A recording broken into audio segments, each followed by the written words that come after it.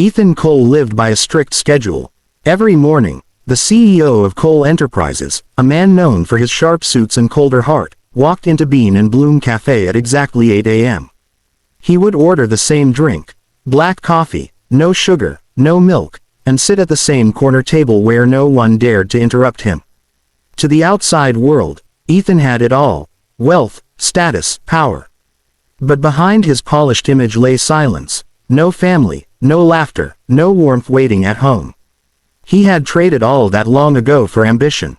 That morning, though, something was different. The cafe was unusually crowded, buzzing with soft chatter and the smell of fresh pastries. Ethan stood at the counter scrolling through his phone when he felt a gentle tug at the hem of his coat. He turned around, slightly annoyed. A little girl stood there, maybe 6 years old, with tangled brown hair tied into 2 braids. Her dress was clean but faded, her shoes a little too big, and in her small hands she held a scruffy teddy bear with a missing button eye. "Excuse me, mister," she said softly, her big brown eyes blinking up at him. Ethan frowned, confused. "Yes." The girl hesitated, clutching her teddy tighter. Then, with the courage only a child could have, she said, "Mom said, you're my dad." For a heartbeat, the world stopped moving. Ethan's fingers loosened around his coffee cup, and it slipped from his grasp, spilling hot liquid across the floor. The noise of the cafe faded into a distant hum as her words echoed in his mind. "Mom said you're my dad." He stared at her, completely lost. What did you just say?" The girl's voice trembled, but she didn't back away. "Mom said my daddy's name is Ethan Cole." "That's you, right?" His pulse pounded in his ears. He crouched down slowly to her level, searching her face. There was something hauntingly familiar about her. Those deep brown eyes, that dimple when she tried not to smile.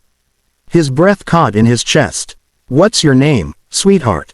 "Emma," she replied. "Emma Summers." Ethan's heart skipped a beat. Summers. That name wasn't random. It belonged to the only woman he'd ever truly loved, Lila Summers. The one he'd met when he was a struggling dreamer, long before the world called him Mr. Cole. The woman who left him when his obsession with success became unbearable. He had searched for her once, years ago, but she had vanished, changed her number, moved away, no trace left behind. And now, here was a little girl with her eyes, standing in front of him, calling him dad. Ethan swallowed hard, his voice barely above a whisper. "Sweetheart, where's your mom?" The girl smiled shyly and pointed toward the cafe door. "She's coming. She went to get my backpack. I told her I wanted to see the pretty cakes." Just then, the bell over the door jingled. Ethan turned, and his breath caught.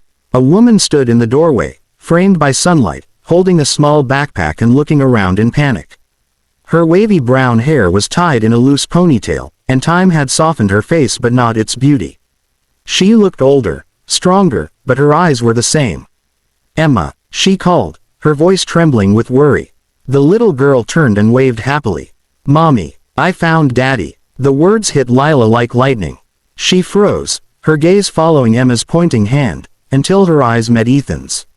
For a long, suspended moment, neither of them moved. The air between them was thick with shock, memory, and 1,000 things left unsaid. Ethan's heart pounded. "Lila," he breathed. The cafe had fallen silent, but the world outside was just waking up. Cars honking, footsteps echoing, sunlight spilling across the busy street. Yet for Ethan Cole, time had stopped the moment he saw Lila Summers again. She hadn't changed much, not really. Her hair was longer, her smile a little sadder, and there was a strength in her eyes that hadn't been there before. She stood frozen in the doorway, clutching the small pink backpack against her chest as her daughter's words echoed in the air. "Mom said you're my dad." Ethan couldn't breathe. He wanted to speak, to explain, to ask, but his voice betrayed him. "Emma," Lila said softly, forcing a smile. "Why don't you go sit at that table for a moment, sweetheart? Mommy needs to talk to Mr. Cole." Emma frowned. "But, Mommy, he's..." Lila crouched, brushing a strand of hair from her daughter's forehead. "Just for a minute, okay? I promise." The little girl hesitated, then skipped off toward a corner table, hugging her teddy bear close. The moment she was out of earshot, Lila turned back to Ethan. Her voice trembled. You shouldn't have spoken to her. Ethan blinked, confused and hurt. Lila. She came to me. I didn't even know who she was until she said your name. Lila's eyes shimmered with unfallen tears.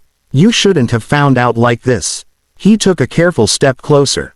Then tell me how I was supposed to find out, Lila. Because 6 years ago, you disappeared. No calls, no letters, nothing. I tried, she whispered fiercely. You were building an empire. You didn't have time for me, or for us. Ethan's jaw clenched. The truth stung because it wasn't entirely wrong. Back then, he'd been obsessed with success, convinced that love could wait until he'd made it. He'd told himself Lila would understand. But she hadn't. She'd left. Quietly, completely. I was scared, Lila admitted. When I found out I was pregnant, I didn't know what to do. You were living in a different world, Ethan. I couldn't compete with that. Ethan ran a trembling hand through his hair, guilt twisting inside him. You should have told me. I had a right to know. Her voice broke. And what then? You'd have sent money. A lawyer. You didn't have room for a family in your world back then. He wanted to argue, but he couldn't. Because 6 years ago, she was right. Ethan looked through the cafe window, watching Emma doodle on a napkin, completely unaware of the storm around her. His chest tightened. She looked so happy, so full of light. A light he'd never known he was missing. I want to be in her life, Lila, he said quietly. Please, I can't change the past, but I want to try now. I want to know my daughter. Lila's lip trembled. Do you even know how to be a father, Ethan? He swallowed hard. No, he admitted honestly. But I'm willing to learn. A silence settled between them, heavy, fragile, real. Then Emma's laughter broke through it like sunlight through clouds. She waved from the table. Mommy, Daddy, come sit with me. Lila turned to look at her daughter, tears spilling down her cheeks. She could see it already, the way Emma's eyes sparkled when she looked at Ethan. The way Ethan's expression softened when he looked back. There was no denying the bond that had existed even before they met. Ethan took a step closer, voice barely a whisper. Please, Lila, don't shut me out again. She looked at him for a long moment. Then she sighed softly. Fine, one step at a time. She deserves to know you, but no broken promises, Ethan. Not this time, he nodded, eyes shining. No broken promises. When they joined Emma at the table, she grinned from ear to ear. Can we get ice cream, Daddy? Ethan chuckled for the first time in years, the sound warm and genuine. Yeah, sweetheart, we can get all the ice cream you want. Emma giggled, grabbing both their hands as they walked toward the door. Lila's fingers brushed against Ethan's, and for a moment, they both froze, not in awkwardness, but in something that felt almost like home. Outside, the morning sun bathed the city in gold. For the first time in a long time, Ethan wasn't thinking about meetings, money, or power. He was thinking about second chances, about the little girl calling him daddy and the woman beside him who had once been his everything. And as they stepped into the sunlight together, Ethan realized the most valuable thing he'd ever lost wasn't a deal, a company, or a fortune. It was them. But now, he finally had the chance to win them back.